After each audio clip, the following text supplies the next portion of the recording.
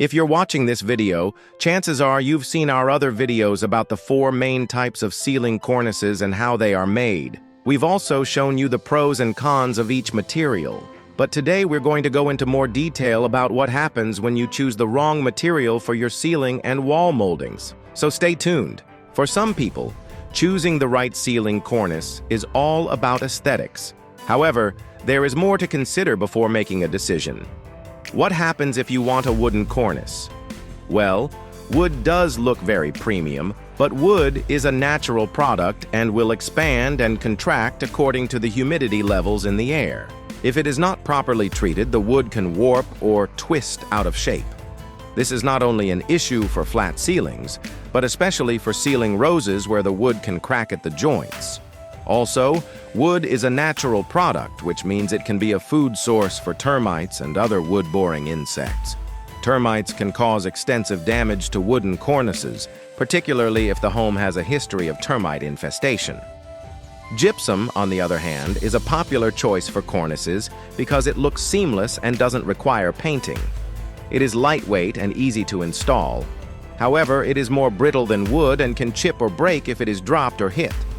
This is especially a concern during transportation or handling of the material at site. Of course, these days you can get pre-painted gypsum cornices which look great, but if they get chipped, the paint can chip away too, leaving you with bare gypsum.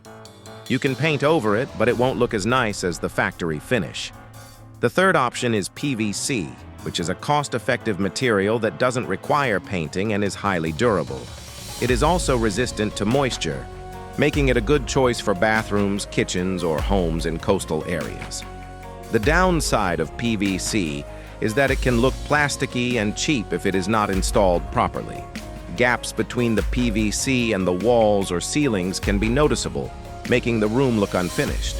So how do you decide which material to use? Well, the first thing to consider is the location of the molding. Is it for the living room, bedroom, bathroom, or kitchen? Each room has different requirements and considerations. For example, bathrooms are high moisture areas, so you might want to choose a moisture-resistant material like PVC. Living rooms are high impact areas, so you might want to consider a more durable material like gypsum or wood. The second thing to consider is your budget. Each material has a different price point and can impact your overall budget for the project. For example, wood is generally the most expensive material, followed by gypsum and then PVC. Finally, you need to think about the finish you want for the room. Do you want a more elegant, luxurious look or a more modern, minimalist look? A wood or gypsum cornice can add a touch of elegance to a room, while a PVC cornice can give a more modern look. No matter what material you choose, it's important to hire a qualified and experienced contractor to install it. A good contractor will know how to prepare the surfaces, install the molding correctly, and finish it to a high standard. Remember, no matter what material you choose, if it's not installed properly, it won't look good. One final point to discuss is the installation detail. Ask your contractor, what's your standard detail for installing this molding?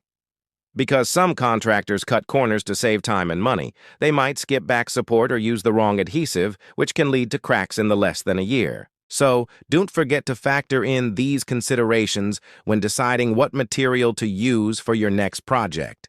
Making an informed decision will ensure that you get a high-quality finish that lasts for years to come. So what are the different ways to combine these 3 materials to achieve stunning results? Join us in the next episode where we'll show you 5 actual ceiling designs that incorporate 2 or more of these materials. We'll also show you how these designs came out after installation. And spoiler alert, some of them have never been done before. You can find all the episodes of BuildSmart here. If you haven't already, please follow BuildSmart Global and hit the subscribe button so you don't miss any new videos. Thanks for watching and see you in the next video.